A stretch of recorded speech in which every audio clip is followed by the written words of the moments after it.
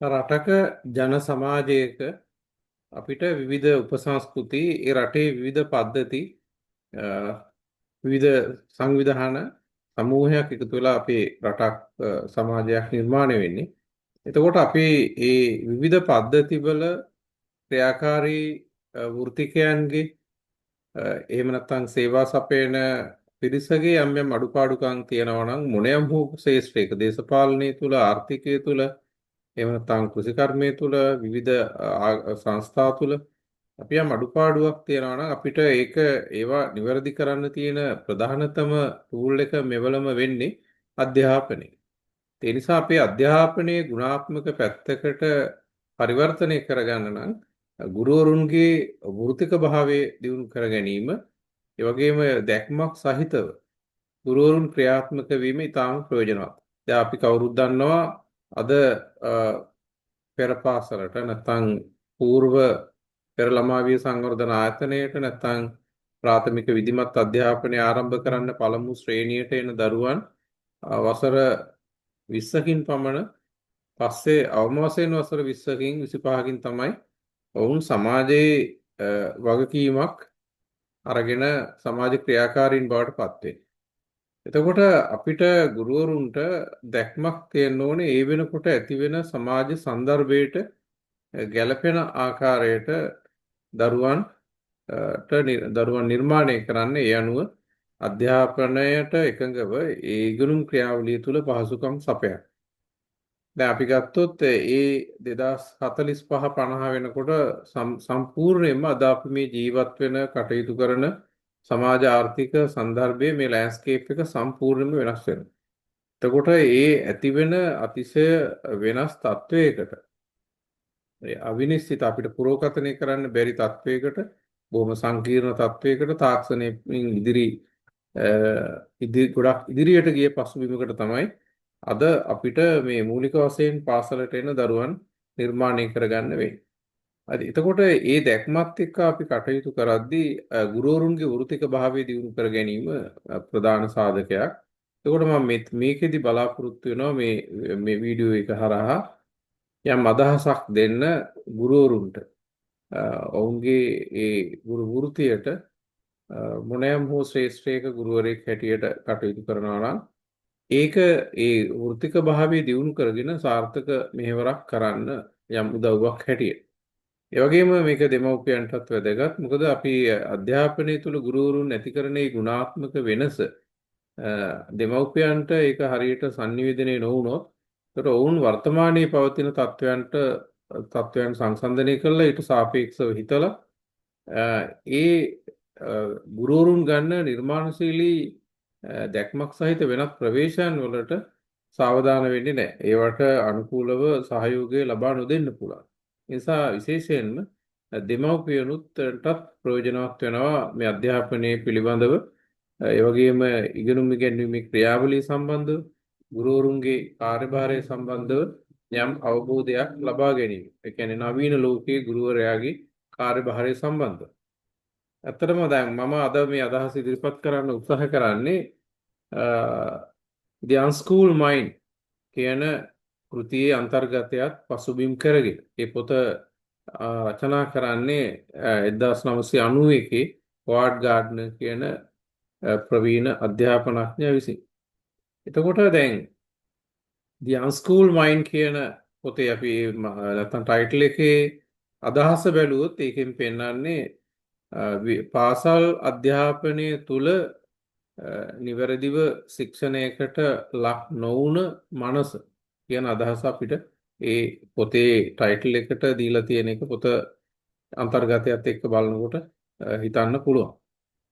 මම මේකේ අපි පළවෙනි chapter එකට ගියොත් how children really think මේ පාසල් පද්ධතිය තුළ ළමයින් කොහොමද හිතන්නේ?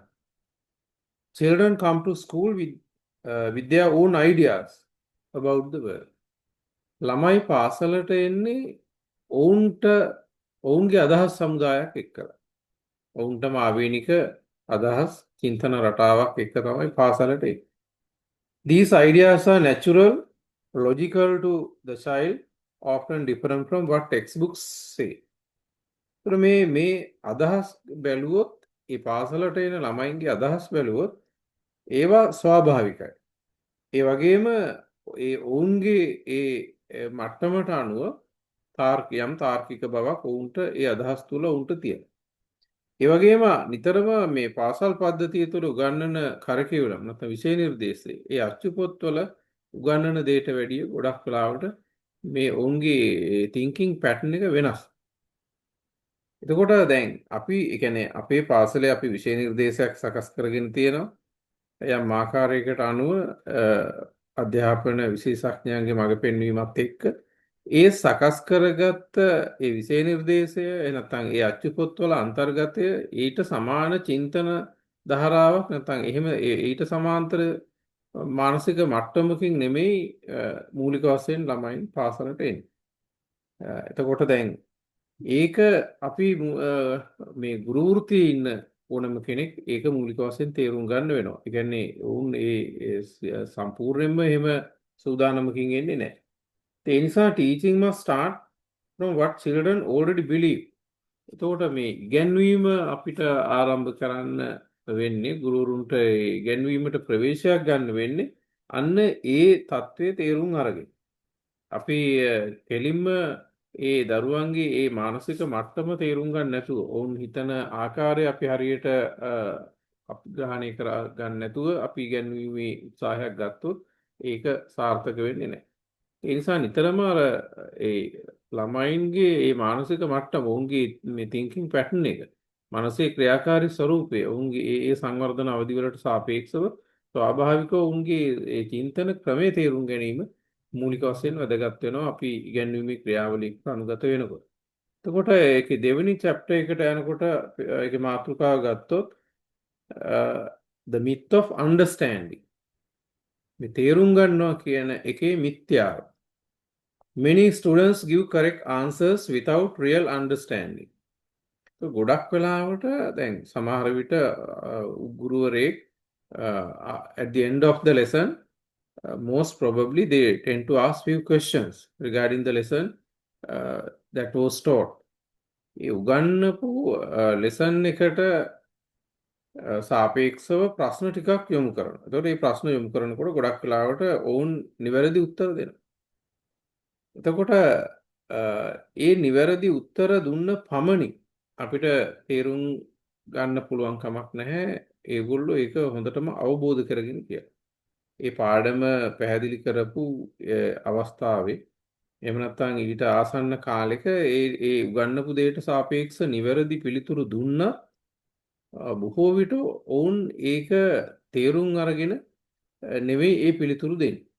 මතකය පාවිච්චි කරලා යම් ආකාරයක ඊට සාපේක්ෂ පිළිතුරක් ප්‍රතිනිර්මාණය කරනවා. එතකොට රීප්‍රොඩක්ෂන් එකකට එනවා.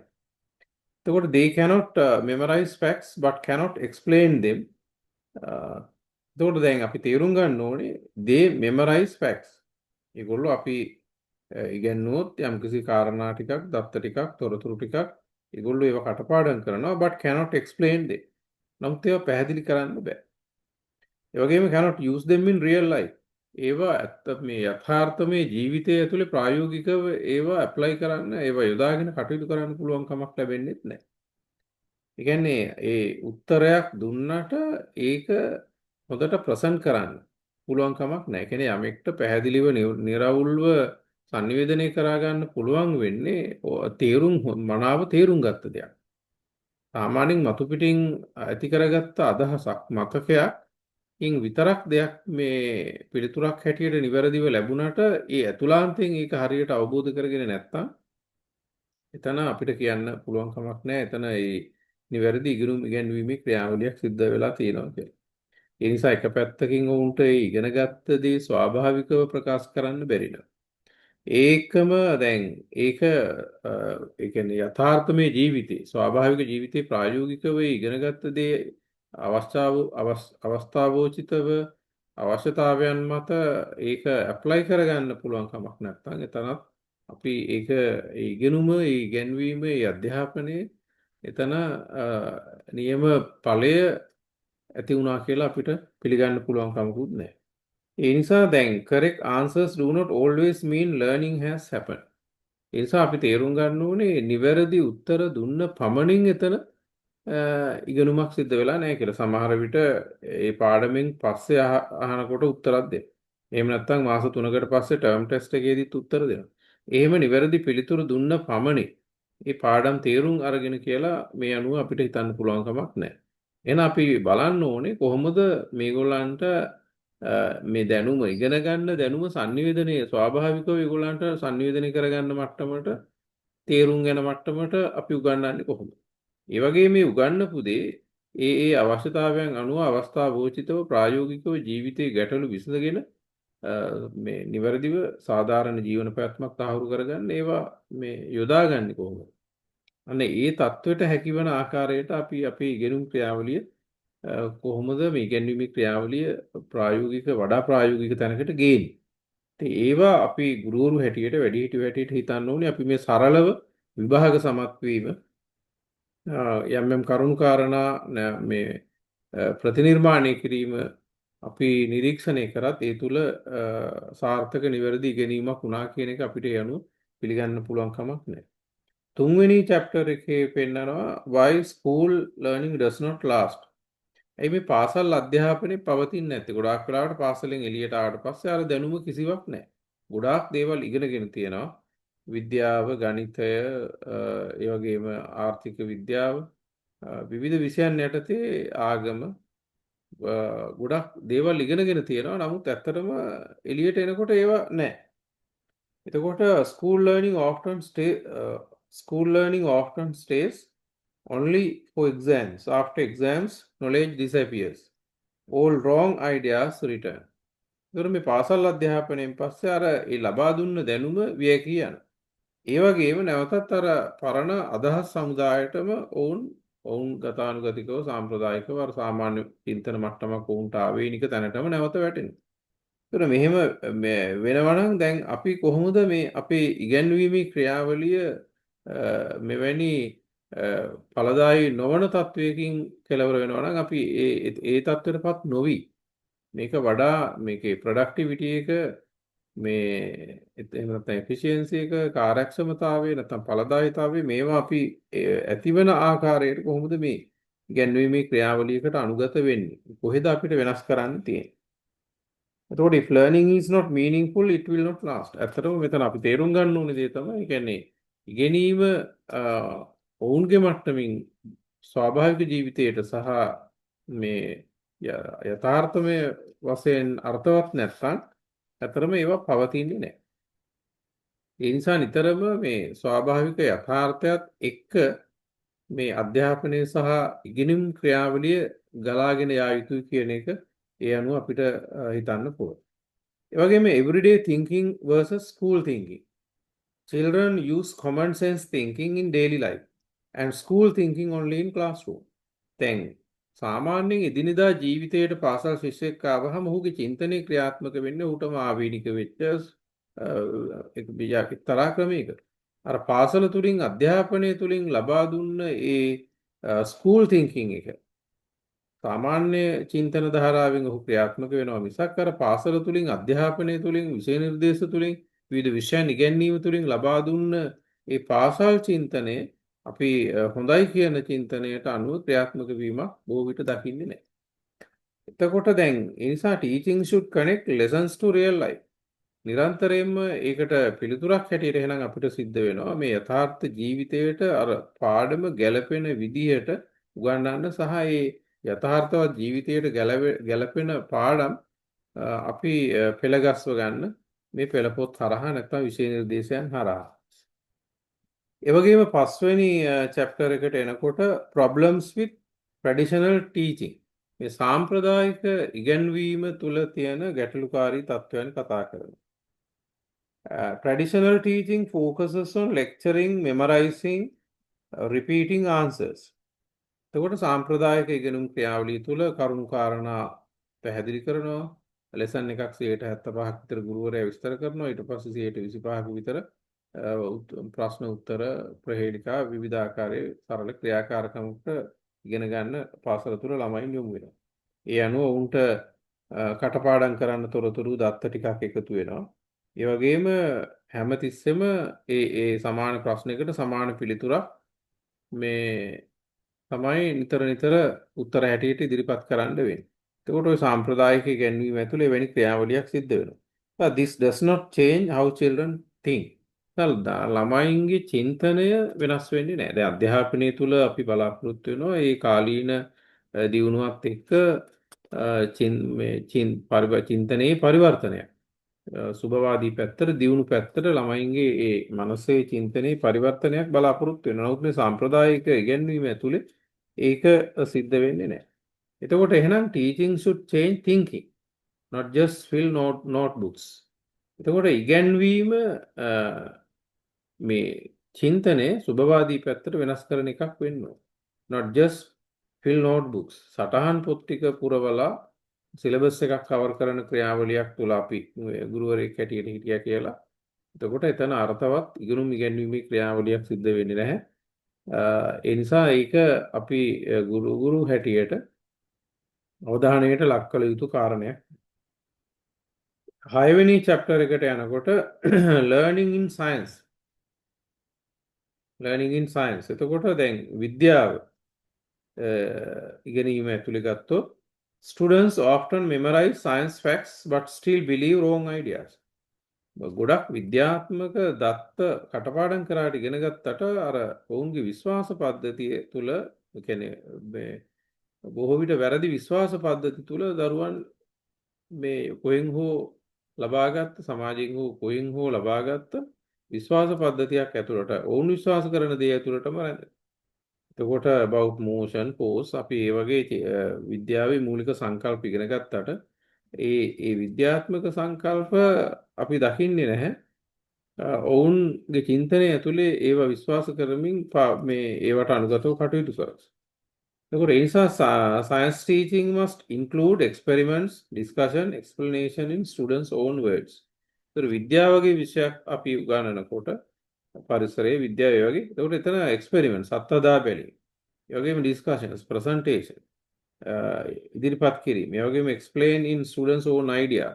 ඔවුන්ගේම අදහස් එක්ක මුසු කරගෙන ඔවුන්ගේම භාෂාවෙන් ඒක නිවැරදිව නිරවුල්ව ඉදිරිපත් කරන මට්ටමට අපි මේ විද්‍යාත්මක කරුණු ඉගැන්වීමට යොමු වීම ඒ අනුව අපේක්ෂා කරනවා. Chapter 7 Learning in Mathematics. එතකොට ගණිතය අපි ඉගෙන ගන්නකොට students learn formulas but do not understand what numbers really mean. විවිධ සූත්‍ර ඉගෙන ගන්නවා. ඒ සූත්‍රවල තියෙන සංඛ්‍යාත්මක ප්‍රායෝගික බව ඇප්ලයි වෙන්නේ නැහැ සාමාන්‍ය ජීවිතයේ ක්‍රියාකාරී වෙද්දී. ඒ නිසා maths should focus on reasoning, problem solving, understanding, not speed. එහෙනම් මේ ගණිතය වගේ විෂයක් උගන්වනකොට ප්‍රශ්න කරන එක, හේතු යුක්ති සොයන එක, ප්‍රශ්න විසඳන එක, වගේම අවබෝධය දියුණු කරගන්න එක තමයි මූලික වශයෙන් බලාපොරොත්තු වෙන්නේ. නමුත් මේ එතනදී වේගය ප්‍රධාන සාධකයක් හැටියට සැලකිය යුතු නැහැ. මොකද විවිධ ළමයින් විවිධ වේගයෙන් ඉගෙන ගන්න පිරිසක් වෙන නිසා. Chapter 8 Learning in History. Students memorize dates but do not understand causes, effects or viewpoints. එතකොට දැන් ඉතිහාසය ගත්තොත් ළමයි දැන් ඒ ඓතිහාසික කරුණු දින වකවානු ඒවා කටපාඩම් කරනවා. නමුත් මේ ගොඩනැගිච්ච ඉතිහාසයේ හේතු සහ ඵලයන් කුමන හේතුන් මත මොන මට්ටමක් ගොඩනගන්න ඒවට අදාළ පසුබිම ඒව පිළිබඳව මේ හොඳ දැක්මක් ඇති කරගෙන කටයුතු කරන බවක් පේන්නේ නැහැ. ඒව දත්ත හැටියට පාඩම් කරනවා විභාගෙට ඒව රීප්‍රොඩියුස් කරනවා. ඒ නිසා history should teach thinking, interpretation, multiple perspectives. එතකොට චින්තනය ඒ වගේම විවිධාකාරයෙන් ඒක අර්ථකථනය කරගන්න එක විවිධ ස්වරූපයන්ගෙන් ඒක දිහා බලන එක එවැනි චින්තනයක් ගොඩනගා ගැනීම වැදගත් වෙනවා. දැන් උදාහරණයක් කරගත්තොත් අපේ රටේ තාම දියුණු නගර නිර්මාණයක් අපි අනුරාධපුරේ දකිනවා. නමුත් ඒ ආකාරයේ දියුණු විදිහට අපි ඊටත් ඒ කියන්නේ අදට ගැලපෙන විදිහටත් නිවැරදි නගර නිර්මාණයක් අපේ රටේ ඇති වෙලා නැහැ. ප්‍රධාන නගරවල. දැන් ඒ වගේම අපි ගත්තොත් සීගිරිය ඒ වගේම යෝදෑල ඒ වගේ දියුණු වාරි කර්මාන්තයක් අපිට අතීතයේ උරුම වෙලා තියෙනවා. අපි ඒක මේ ඉතිහාසයේ පොත්වලත් ඉගෙන ගන්න. නමුත් අපිට ඒ තාක්ෂණය අදට ගැලපෙන විදිහට ප්‍රායෝගිකව ඇප්ලයි කරන්න අධ්‍යාපනය ඇතුලේ ක්‍රමවේද සකස් වෙලා තියෙනවා. ඒ වගේම ගෘහ නිර්මාණ ශිල්පය, වාරිකර්මාන්තය, ඒ වගේම අපේ ආර්ථිකය, පරිපාලන විවිධ විධි ගොඩක් විෂයන් අපි ඓතිහාසිකව දියුණු සංස්කෘතියක් හැටියට සිංහල බෞද්ධ පදනමක් ඇතුව භාෂාවක් නිර්මාණය කරලා සංස්කෘතියක් නිර්මාණය කරලා ආර්ථිකයක් ගොඩනගලා සමාජ වටපිටාවක් හදලා ඒ වගේම ඉංජිනේරු තාක්ෂණයක් හදලා ගෘහ නිර්මාණ ශිල්ප ක්‍රමවේද ගොඩනගලා ගොඩාක් අංග සම්පූර්ණ සමාජ ව්‍යුහයක් මේ පසුබිම ඇතුලේ ගොඩනගලා තියෙනවා. නමුත් ඒවා වටිනා ඉතිහාසයක් හැටියට අපි කතා කරාට ඒවා අද ලෝකයට ගැලපෙන විදිහට ප්‍රායෝගිකව ඒවා ඉහළට ගෙනියලා ඊට එහා මට්ටමකට යන්න ඒ මූලික දැනුම පාවිච්චි කරන වැඩපිළිවෙලකට ඒ ඉතිහාසය ඉගෙන ගැනීම යොමු වෙලා නැහැ. ඒකම අපි 9 වෙනි පරිච්ඡේදයට ගියොත් teaching for real understanding. එහෙනම් මේ ඉගැන්වීම යථාර්ථවාදී අවබෝධයක් දෙසට යොමු කර ගැනීම පිළිබඳ කතා කරනවා. Real understanding means students can explain ideas, apply them, use them in new situation. එතකොට දැන් ඒ teaching for real understanding ජීවිතයට ප්‍රතිබද්ධ ස්වාභාවික තාත්වික අවබෝධයක් එක්ක අපි කොහොමද මේ ඉගෙනුම් ක්‍රියාවලිය ක්‍රියාත්මක කරන්නේ? අන්න එතකොට ඒගොල්ලන්ට පුළුවන් වෙනවා මේකව එක්ස්ප්ලেইন කරන්න, ඒ වගේ මේක ජීවිතේ ඇප්ලයි කරන්න. ඒකම දැන් ඒ use them in new situations. අලුත් තත්ත්වයන් වලට ගැලපෙන විදිහට ඒ දැනුම පාවිච්චි කරන්න. එතකොට දැන් අන්න ඒ මට්ටමින් අපේ ඉගෙනුම් ක්‍රියාවලිය අපිට සකස් කර ගැනීම නැත්නම් අපි නිකන් ටියුෂන් එකක් දෙනවා වගේ විහිළු තහළු ටිකක් කරලා කෑ ගහලා මේ පාඩමක් විස්තර කරලා දීලා පේපර් එකකට උකුරු කරන ක්‍රියාවලියක්ද පාසල තුලක් සිද්ධ වෙන්නේ. දැන් අපි ටියුෂන් ගුරුවරයෙක් ගත්තාම එහෙම අධ්‍යාපන දර්ශනය පිළිබඳ ගොඩක් වෙලාවට අවබෝධයක් නැති කෙනෙක් වෙන්න පුළුවන්.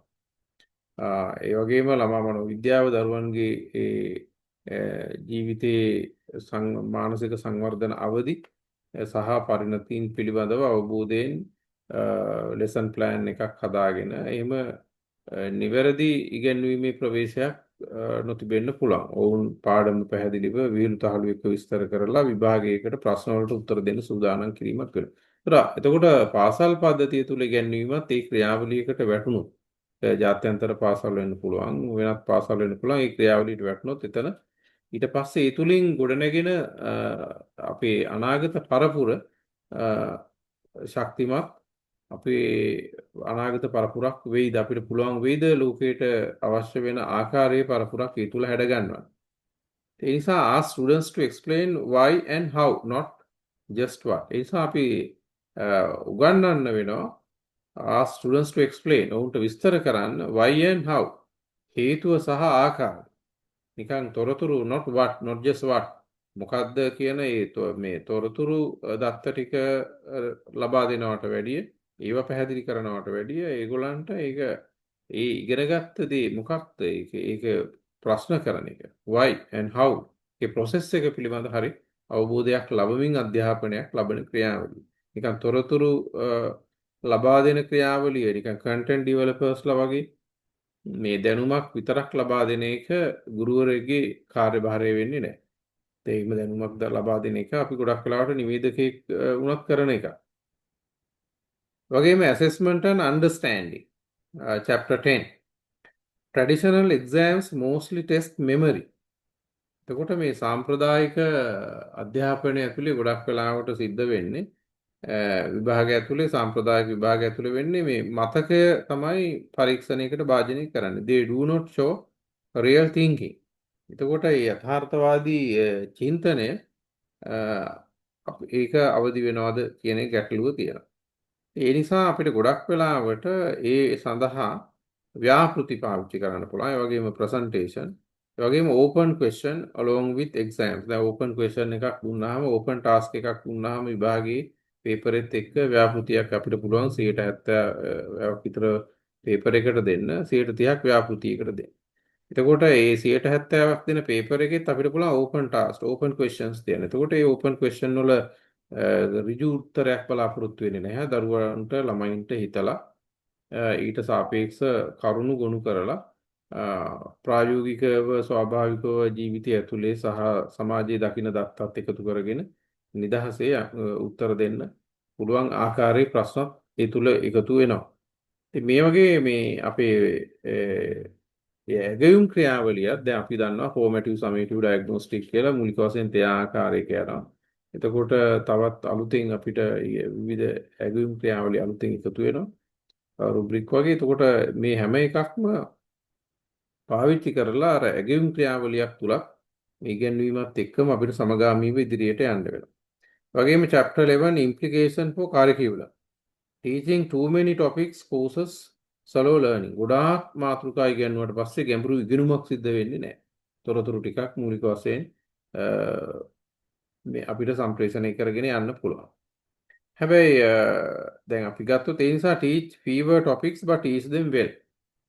මාතෘකා කීපයක් ගැඹුරින් ඉගෙනවීම නැත්නම් පාඩම් කීපයකට සීමා වෙලා යුනිට් කීපයකට සීමා කරගෙන ඒව ගැඹුරින් ප්‍රායෝගික අවබෝධයකුත් එක්ක ක්‍රියාකාරකම් එක්ක නිපුණතා දියුණු වෙන ආකාරයට ඉගෙනවීමකට අනුගත වීම. ඒ වගේම chapter 12 the role of the teacher ගුරුවරයාගේ කාර්යභාරය. Teachers are guides not information providers. ගුරුවරු facilitators හැටියට මාර්ගෝපදේශකයන් හැටියට ඉන්නව නැතුව දත්ත තොරතුරු ටික සපයන්නන් හැටියට විතරක් ක්‍රියාත්මක නොවි.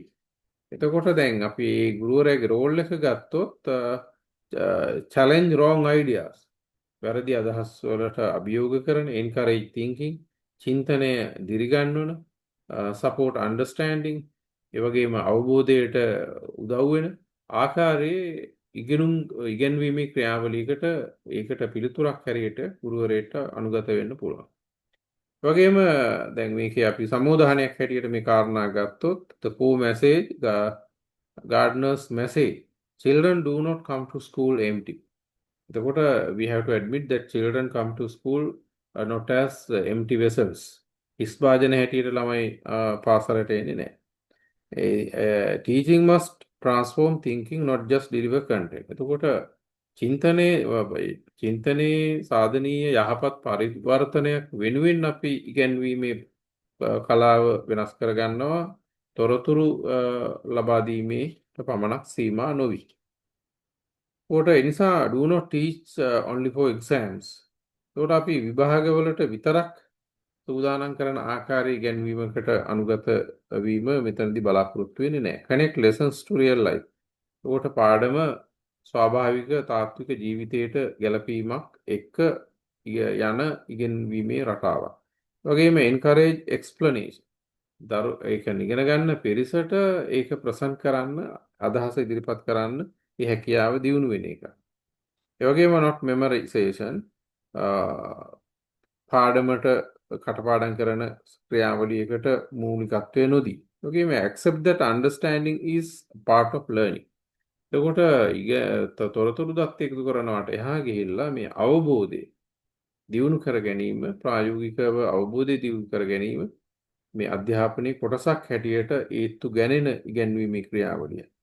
Teach for understanding not coverage. ඒතර ඉගැන්වීම විෂය නිර්දේශ ආවරණය කිරීමකට එහා ගිහිල්ලා මේ ඒගොල්ලන්ට දැන් විෂය නිර්දේශයට උගන කව කරනට වැඩිය මේ චින්තනය අවදි වෙන ක්‍රියාවලියකට අනුගත වීම. ඒ නිසා දැන් අපි අධ්‍යාපනය තුළ මේ ඉගෙනීම් ක්‍රියාවලිය සාධනීය නැත්නම් කාලීන පරිවර්තනයකට යා යුතු වෙනවා. අපිට අර සාම්ප්‍රදායික ඉගෙනීම ගුරු කේන්ද්‍රීය ඉගෙනීම් වලින් බැහැර වෙලා වඩා ප්‍රායෝගික තැනකට. මොකද අපි අද මේ ජීවත් වෙන කිසිම තත්වයක් අනාගතයේ මේ ආකාරයට පවතින්නේ නැහැ. නිසා අපිට අද උගන්වන ළමයින්ට උගන්වන්න වෙන්නේ අවිනිශ්චිත තත්වයකට අපිට පුරෝකථනය කරන්න බැරි අනාගත පසුබිමකට සංකීර්ණ තත්වයකට තමයි දරුවන් සූදානම් කරන්න වෙන්නේ. අන්න ඒ තත්වය ඇතුලේ සාධාරණ පැවැත්මක් තහවුරු කරගෙන මානවවාදීව සමාජයට යහපතක් කරමින් යුක්තිගරුක නීතිගරුක ගෝලීය පුරවැසියෙක් නිර්මාණය කිරීම. මොකද දැන් අපි බොහෝ විට ඒ දරුවන් ඒ අනාගතයේ අද අපි මේ පුංචි පන්ති ඉගෙන ගන්න අය අනාගතයේ වගකීම් ගන්නකොට උදේට අපේ රටේ ආහාර ගත්තොත් රැයට දවල්ට වෙනත් රටක ඒ වෘත්තිය ඇතුලේ ආහාර ගන්න මට්ටමක මේ ග්ලෝබලයිසේෂන් මේ නැත්නම් විශ්වයත් එක්ක වෙනත් රටවල් එක්ක වෙනත් ආයතනයත් එක්ක ජාත්‍යන්තර සම්බන්ධතාවයක් සහිත වෙනත්ම තත්වයක්. දියුණුම තාක්ෂණික තත්වයක් එක්ක තමයි මේ ඔවුන්ට කටයුතු කරන්න වෙන්නේ. ඒ නිසා අද අපි මේ තවත් පන්තියක වෙනත් තැනක වෙනත් ළමයෙක්ගේ අපේ ඔළුවට මේ මොහොතේ එන මූලික සංකල්ප වලට එහා වඩා දැක්මක් සහිතව අනාගතය පිළිබඳ යම්කිසි අවබෝධයක් සහිතව මේ වෙනස් වෙගෙන යන තත්ත්වයන් එක්ක මේ සාපේක්ෂව වඩා දියුණු ඉගැන්වීමේ ක්‍රියාවලියකට ගිහිල්ලා මේ මේ සමාජයට මේ දරුවන්ගේ සමාජයට මග කියන්නේ මග පෙන්වීමක් කරන්න සිද්ධ වෙනවා.